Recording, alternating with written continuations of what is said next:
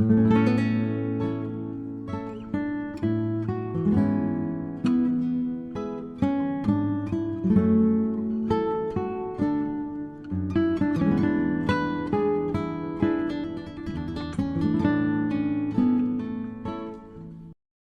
is not unusual today for someone who disagrees with a claim made under the auspices of science to be accused of being anti-science, science deniers, or some similar derogatory term. However, other possibilities are often not considered. One possibility could simply be that they haven't seen the data presented properly. Another may be that they are looking at the data from a different perspective.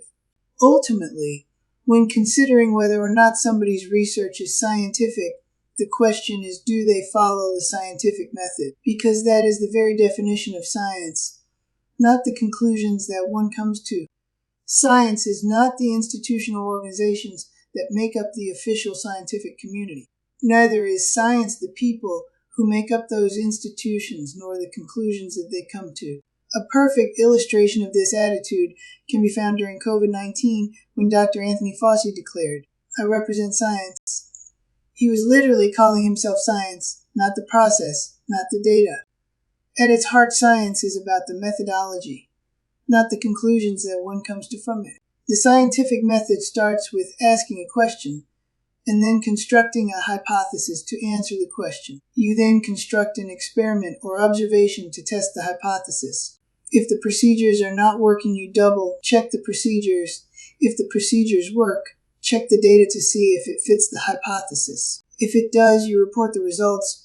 If it does not, you still report the results, but then you use the new data to develop a new hypothesis. As long as you are following this procedure, you are conducting science. Now, there is such a thing as bad science. Science can be done poorly with bad procedures. It can also be done from a biased perspective.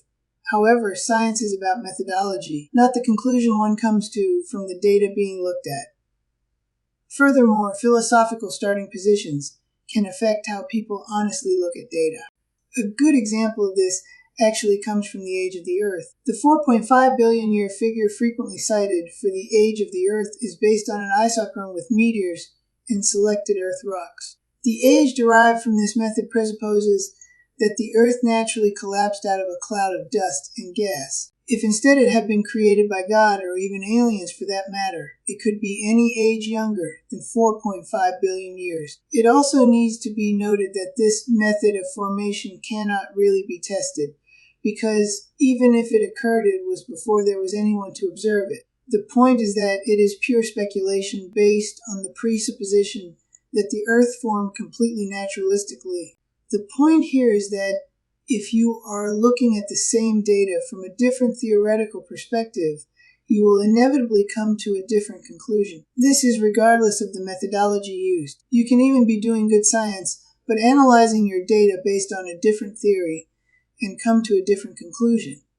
Consequently, it is ultimately methodology that determines whether or not research qualifies as science, and not the conclusion someone comes to. In conclusion, when dealing with the question of whether or not a particular line of research qualifies as science or not, what matters is the use of the scientific method and not the specific conclusions drawn and who they agree with. Differences can result from doing science well or poorly, but they can also result from looking at the data from a different perspective.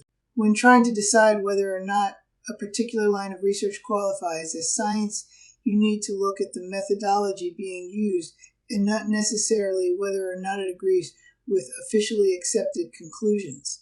Ultimately, questioning and challenging what is currently accepted in science is an important part of the process.